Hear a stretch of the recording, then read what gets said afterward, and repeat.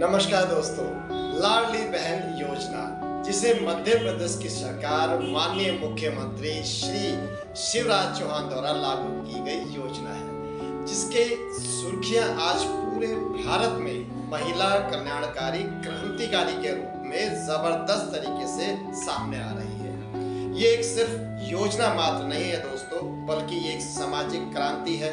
महिलाओं के सशक्तिकरण के लिए उठाया गया एक बहुत ही सराहनीय शानदार कदम है दोस्तों, जिसके बारे में इस वीडियो में हम आपको A to Z संपूर्ण जानकारी दे रहे हैं। जैसे ये योजना क्या है, इसका उद्देश्य क्या है, इस योजना के पात्र कौन होंगे, किन्हें इनका लाभ मिलेगा या फिर लाभ किन्हें नहीं मिल पाएगा, अगर लाभ होगा तो कितनी राशि का होगा, कितने समय तक ये लाभ मिलता रहेगा, आवेदन की प्रक्रिया क्या ऑफलाइन होगी या फिर ऑनलाइन भी हो सकती है, तो आवेदन की प्रक्रिया या दस्तावेज के संबंधित कैसे कैसे दस्तावेज जमा करने होंगे, खाते में पैसे कब और कैसे आएंगे, तो ये मुख्य 8 बिंदु आपके सामने हैं। इस पर हम पूरी तरह से एक एक करके आपके साथ साझा करने वाले हैं। तो हम चलते हैं पहले योजना का मतलब अर्थ क्या है।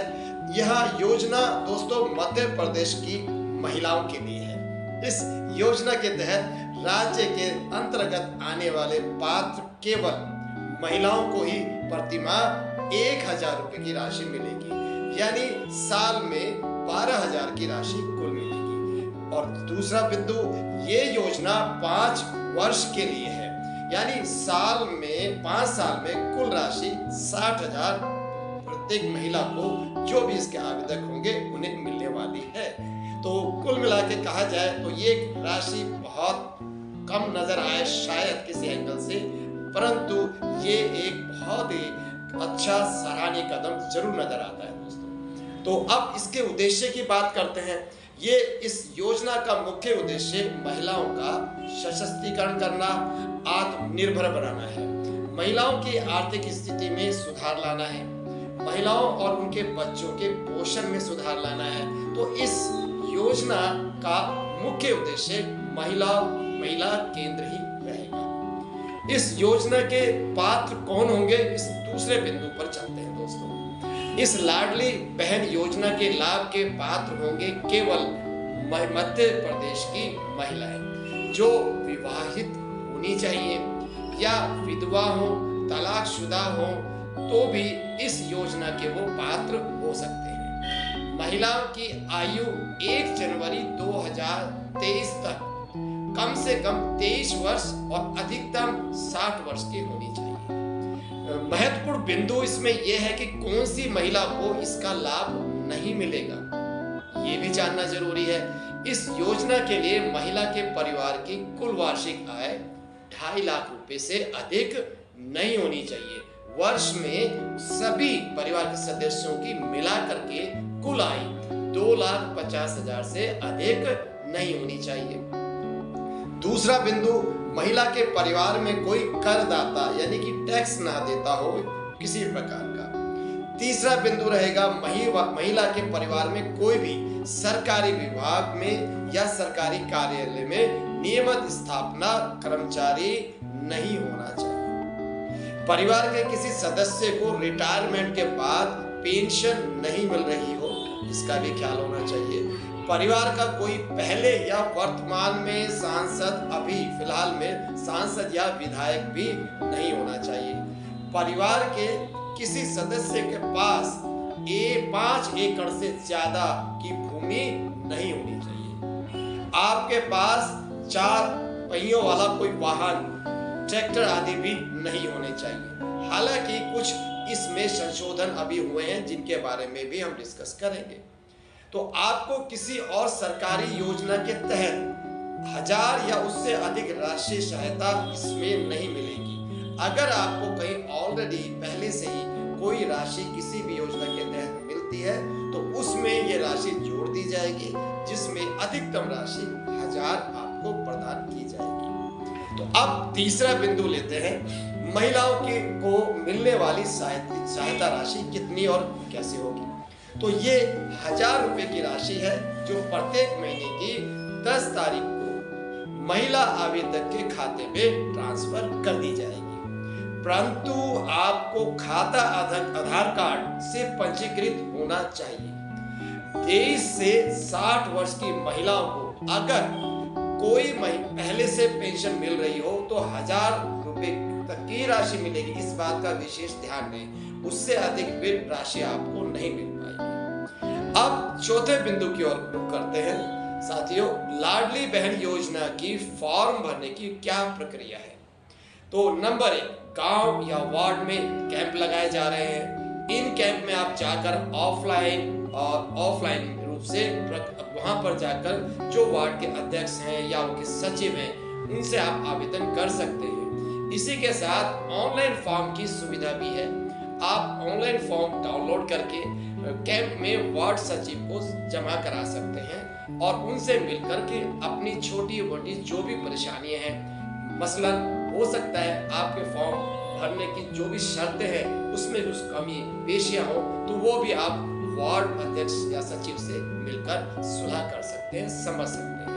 वैसे इस विषय के में हम और अधिक से जानकारी आपको दे रहे हैं। अगर हमारी वो वीडियो भी आप देखेंगे तो उसमें भी आपकी जो भी समस्याओं का निवारण वहां पर एक समाधान के रूप में हमने दिया हुआ है। तो तीसरा बिंदु लेते हैं। इस फॉर्म को अगर भरने से पहले जमा करते वक्त आपको ये ध्यान देना है कि इसमें कोई भी किसी भी प्रकार का कोई शुल्क, कोई फीस कहीं भी नहीं देनी है। तो ऐसा भ्रम नहीं होना चाहिए, गलती से भी आप किसी को एक पैसा ना दें। ये फॉर्म भरने शुरू होंगे दरअसल 5 मार्च 2023 से और जिसके अंतिम तारीख 23 मार्च 2023 है। 10 जून 2023 से सभी सत्यापन वेरिफिकेशन करने के बाद आपकी पहली राशि योजना के तहत आपके खाते में पहुंच जाएगी। यानी 10 जून से आपको राशि मिलने लगेगी। फॉर्म भरते समय आपको डायरेक्ट लाइव फोटो भी खिंचवानी पड़ेगी। उसके लिए भी आपको कैमरे में आपका फोटो आना चाहिए जो आपका लेटेस्ट होगा। आप अपनी फोटो भी ले जाएं, अन्य रूप में उन फोटो की आवश्यकता पड़ सकती है। अब अगला बिंदु लेते हैं। फॉर्म भरते वक्त जरूरी दस्तावेज क्या होने चाहिए? बहुत इंपॉर्टेंट भाग है। अगर आपके कुछ दस्तावेज कमी पेशी हो जाती है तो इसकी वजह से आप इसमें इस लाभ के भागीदारी होने से छूट सकते हैं। तो आपको विशेष ध्यान देना है, आवेदक का आधार कार्ड उसका मोबाइल नंबर से लिंक है या नहीं। अगर नहीं है तो बैंक में जाएं, आप उन्हें अपना मोबाइल नंबर दीजिए, वो तुरंत ही आपका उसको पंजीकृत कर देंगे। तो ये आप पहले ही करवा दीजिएगा। आवेदक की आईडी प्रूफ का केवाईसी जो होता है, एक्चुअली केवाईसी से अर्थ है कि जब आप अपना आवेदक बैंक में जाते हैं तो आप अपना रजिस्ट्रेशन कराते हैं तो आपकी वेरिफिकेशन होती है, वो हो गई है या नहीं वो भी आप बैंक से ही कंफर्म कर सकते हैं। वैसे और भी तरीके हैं। तो तीसरा बिंदु, बैंक खाता आधार कार्ड से लिंक होना चाहिए। अगर नहीं है तो जैसे मैंने बताया तो आप तुरंत जाकर के इस कार्य को बैंक में जाके करिए, वो आपको बिल्कुल मना नहीं करेंगे, पूरी सहायता करेंगे। अब आपके पास इसके अलावा चौथा बिंदु है निवासी प्रमाण पत्र, यानी आप मध्य प्रदेश के निवासी हैं, इसका प्रमाण पत्र भी आपको जमा करना होगा। अब इस 5वां बिंदु है आपकी आय, यानी कि आय का जो आपका प्रमाण पत्र है वो भी आपको जमा करना होगा। इसमें भी कुछ समस्या आ सकती है कि आपके पास कोई सर्टिफिकेट ही नहीं है, तो आप क्या करेंगे? उसके भी सब ऑल्टरनेट है, जैसे कि आप किसी भी कोर्ट कचहरी एफिडेविट वगैरह एक बोनाफाइड वगैरह बना करके इस चीज को सबमिट कर सकते हैं या किसी अकाउंटेंट के जरिए भी। अन्यथा आप इसके बारे में भी वहाँ के आपके सचिव से भी आप सलाह कर सकते हैं, वो भी आपको इसमें राय दे देंगे कि आपकी आय प्रमाण पत्र कैसे ली जा सकती है। वैसे आपके बहुत सारे तरीके हैं, एफिडेविट के थ्रू भी चीजें हो जाती हैं। अब मोबाइल फोन नंबर आपका एक होना अनिवार्य है जो आप चालू रहना चाहिए, जिस पर आपकी सारी डिटेल्स आएंगी। आपका जब भी अमाउंट आपकी राशि आपके बैंक में आएगी उसका SMS आएगा, ये सारी वेरिफिकेशन से पूरी सी फोन के नंबर पर होगी। तो ये बहुत अनिवार्य है, उस फोन को आप हमेशा चालू रखें, बंद ना करें।